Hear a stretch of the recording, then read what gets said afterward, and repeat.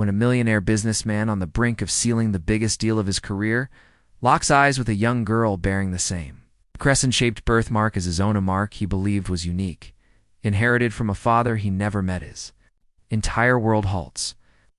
What begins as a chance encounter spirals into a whirlwind of buried secrets, forbidden love, betrayal, and a revelation that threatens to destroy everything he's built. If you think you've seen plot twists before, think again.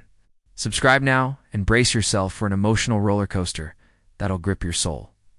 Asterisk. It was supposed to be just another charity gala.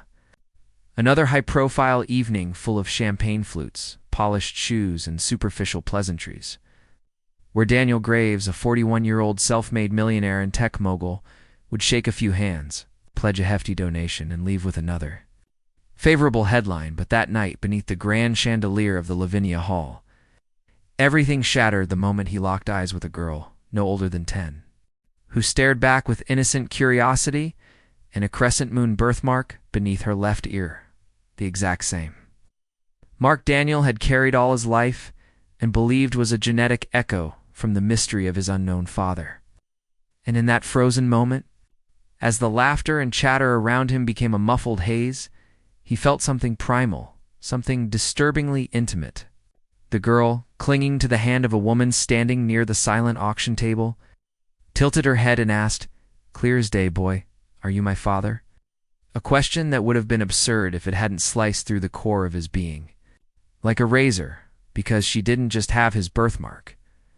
She had his eyes, that same steely gray that turned silver in certain light. And something inside him snapped like a string pulled too tight for too long, as memories he had long buried clawed their way to the surface. Like that summer in Paris 16 years ago, the brief, torrid romance with a Pakistani art student named Aisha, whose laughter still echoed in his dreams. A woman who disappeared from his life without a goodbye, leaving behind only a single text message. "This is goodbye. Don't look for me." And he hadn't, not out of cruelty, but because he'd been told she'd returned to Pakistan and he assumed she wanted nothing more to do with him. But now, staring at the living, breathing evidence of their bond, he realized she'd taken more than memories. She'd taken his daughter, and she'd kept her hidden for an entire decade. And in that instant, he was no longer Daniel Graves the tycoon. He was a man adrift in a sea of shock, wonder, and growing rage, and he pushed through the crowd like a man possessed, but the woman, Aisha, who now looked older, tired, but just as heartbreakingly beautiful, saw him coming and grabbed the girl's hand, whispering something before quickly retreating to the garden. Daniel following, his mind spinning, his heart thundering, and when he finally caught up, he didn't shout or accuse, he just whispered, "Is she mine?" And Aisha, eyes glistening, with unshed tears, nodded slowly, her voice cracking as she said, "I wanted to tell you. But you were already becoming someone, and I didn't want to ruin your life." But he laughed bitterly, the sound caught between joy and despair. "Ruin?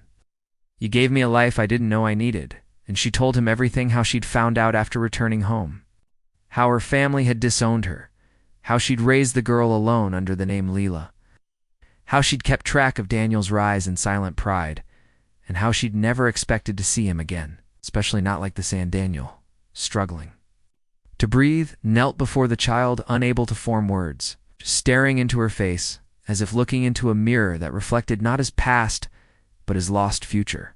And the girl, wise beyond her years, touched his cheek and said, "You look like me," making him laugh through his tears. And though Aisha warned him not to disrupt Leela's life, not to claim what he'd missed, Daniel couldn't walk away. Not again. And over the next few weeks, he made cautious steps into their world picnics in quiet parks, secret painting sessions in a rented studio, storybooks and shared secrets, until Layla began calling him Papa Danny. And though it broke Aisha's heart, she knew it was inevitable.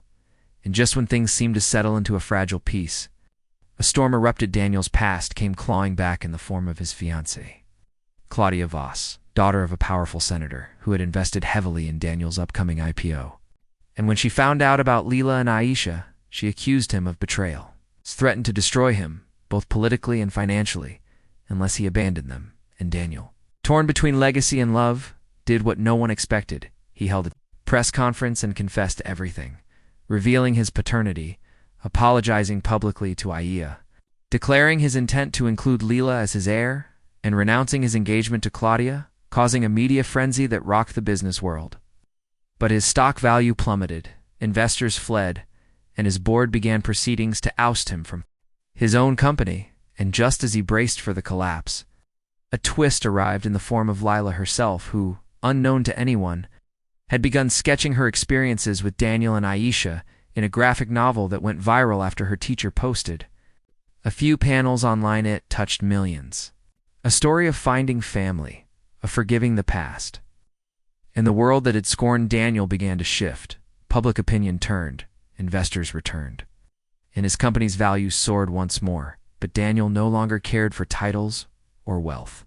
He'd found something far rarer daughter who adored him. A woman who'd forgiven him, and a chance to start over, in one quiet evening.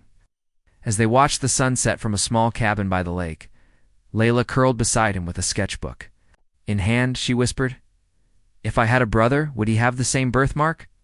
And Daniel turned to Aisha startled, but she was already smiling faintly. "Maybe it's time for a new beginning," she said, and Daniel, heart full, realized he'd spent decades chasing fortune when all he ever needed was family. And as the stars rose above them, he knew one thing for sure. Some marks weren't just birthmarks, they were destiny's fingerprints.